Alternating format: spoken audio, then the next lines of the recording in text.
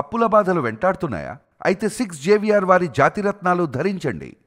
Hi, welcome to మనం TV. నేను మీ మనోజ్. బాలానగర్లో దారుణం జరిగింది. ఒక తల్లి తన ఇద్దరి ట్విన్స్ ఎవరైతే ఉన్నారో ఆ పసిపిల్లల్ని చంపేసి ఆవిడ బిల్డింగ్ మీద నుంచి దూకి అతి దారుణంగా బలవన్మరణానికి పాల్పడింది. ఎందుకు జరిగింది ఏంటి అనే ఒక చిన్న అనాలిసిస్ చేస్తే దీనికి సంబంధించి నెక్స్ట్ లెవెల్ రీజన్స్ బయటపడుతున్నాయి. అంటే ఒక ఆడపిల్ల, ఒక సమాజం గురించి తెలిసిన వ్యక్తి, గొప్పగా చదువుకున్న వ్యక్తి పెళ్లి చేసుకొని ఒక ఉన్నతంగా జీవించాలి, ఉన్నతంగా బతకాలి, ఆ విలువలతో నేను ఉండాలి, నా ఫ్యామిలీని సెటరేట్ చేసుకోవాలి, నా పిల్లలు రేపొద్దున ఒక మంచి పొజిషన్లో ఉండాలి అని అనుకునే అంత స్ట్రాంగ్ ఉమెన్ కూడా ఇవాళ బలవన్మరణానికి పాల్పడిందంటే నిజంగా సమాజం ఎడిపోతుంది అర్థం కాని విషయం. ఎందుకంటే మనం వైన్ షాప్ దగ్గర ఒక అమ్మాయిని తీసుకెళ్ళిపోయి రేప్ చేయడం చూసాం. హైవేలో ఏదో టోల్ ప్లాజా దగ్గర ఒక ఆడపిల్ల నిలబడితే ఆవిడ్ని రేప్ చేసిన సంఘటనలు చూసాం. సో రేవ్ పార్టీలు చూస్తూ ఉంటాం. లేకపోతే ఉపాధి కోసం ఈ యొక్క వ్యభిచార కూపంలోకి దిగిన వాళ్ళని చూసాం.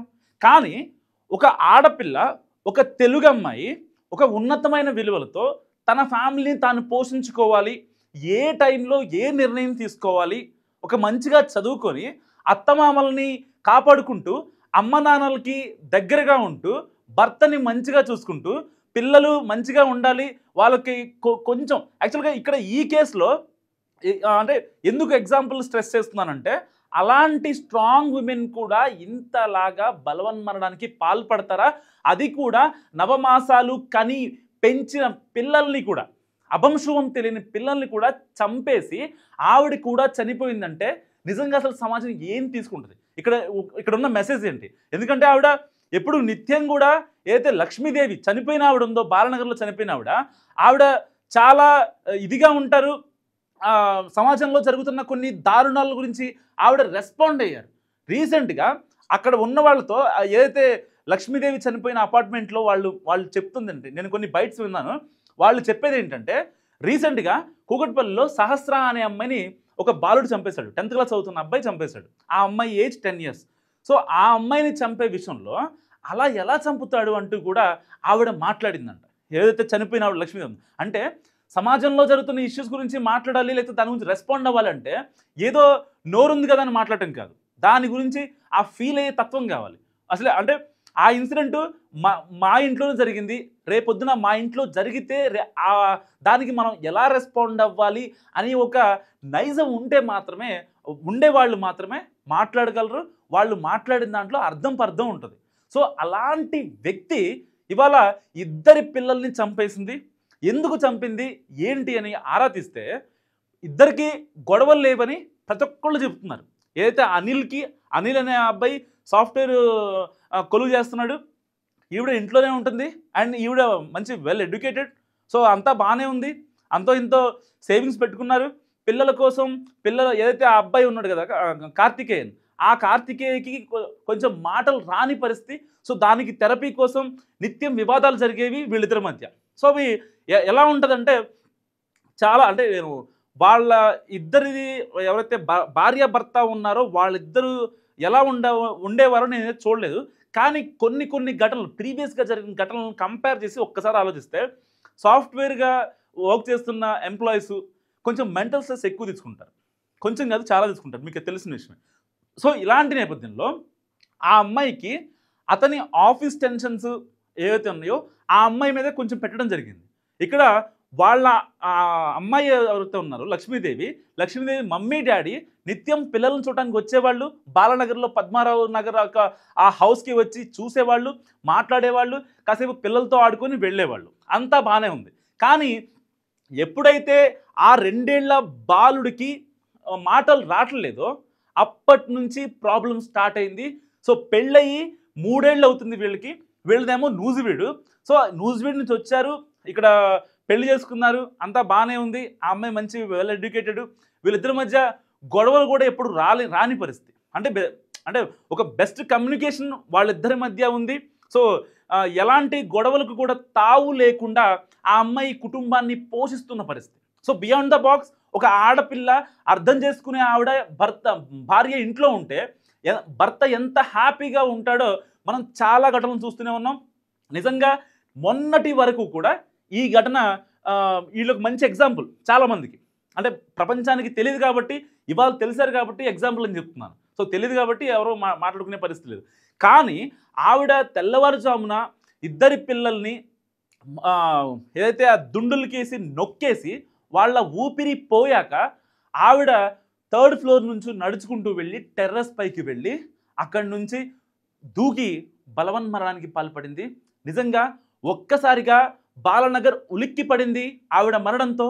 చాలామంది మాట్లాడుతున్నారు ఆవిడ అసలు అలా చేసే ఇది కాదు, ఎవరన్నా చంపుంటారని చెప్పి మాట్లాడుతున్నారు. నిజంగా అక్కడ చంపడానికి కానీ, లేకపోతే ఎవరన్నా ఆ పిల్లల్ని ఇచ్చేయడం కానీ, లేకపోతే ఇంకొక ఇల్లీగల్ అఫైర్లు కావచ్చు, అసలు అలాంటి ఏమీ లేవు ఈ కేసులో.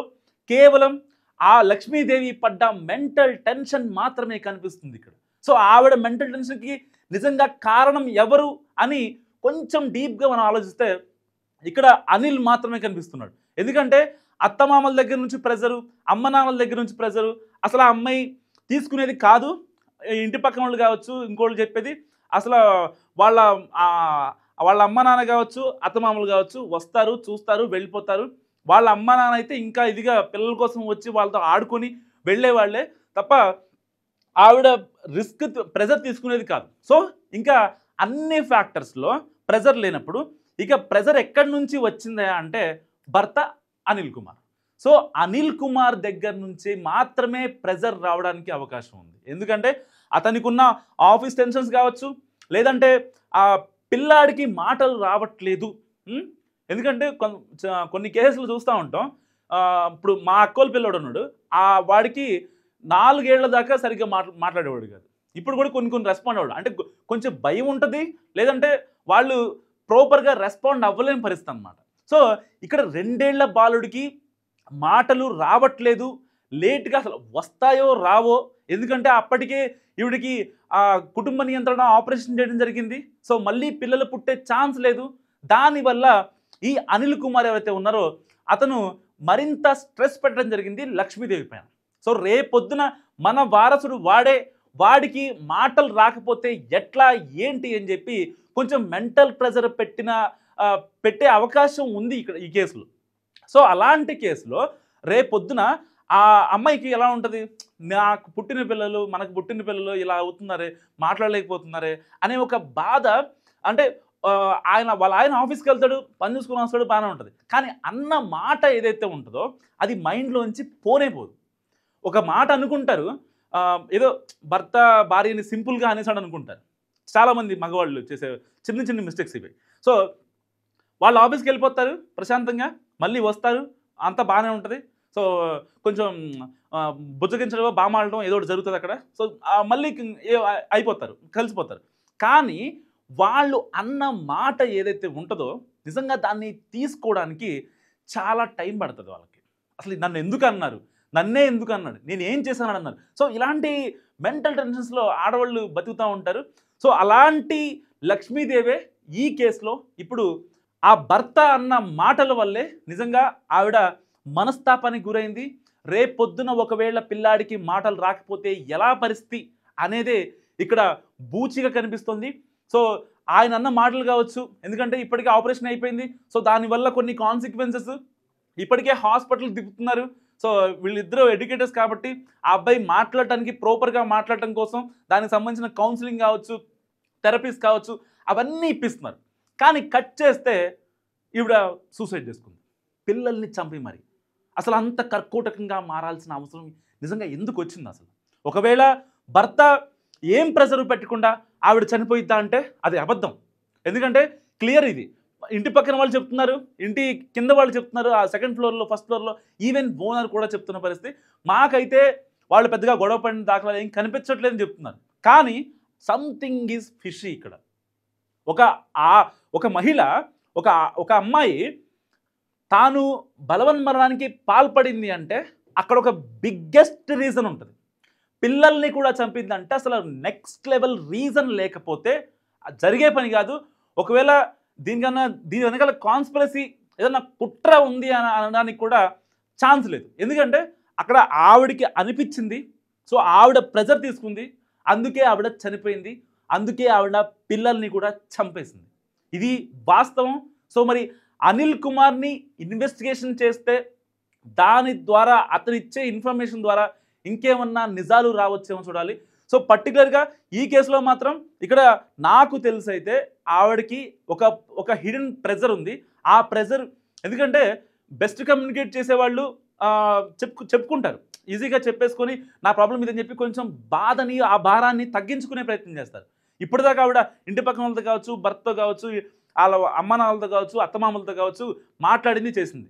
కానీ మరి తప్పు జరిగిపోయింది, పిల్లల్ని చంపేసింది, అంత జరగాల్సిన దారుణం జరిగిపోయింది. మరి ఇప్పుడు మనోడి పరిస్థితి ఏంటి, అనిల్ పరిస్థితి ఏంటి? ఇక్కడ బూచిగా మిగిలిపోతున్నాడు నిజంగా. అంటే ఒక కాయిన్కి రెండు వైపుల గురించి మనం ఆలోచిద్దాం. సో ఇప్పుడు భర్త పరిస్థితి ఏంటి? పిల్లలు లేరు, పెళ్ళాం లేదు, ఆయనకి ఏం చేయాలో అర్థం కాని పరిస్థితి. అందరూ ఈయన్నే బూచిగా చూపిస్తున్నారు. నిజంగా ఈయనే చేశాడా, లేకపోతే ఈయన ప్రెజర్ పెట్టడం వల్ల జరిగిందా? సో మీరేమనుకుంటున్నారో నాకు మస్ట్ కామెంట్ చేయండి. చూస్తూనే ఉండండి మనం టీవీ.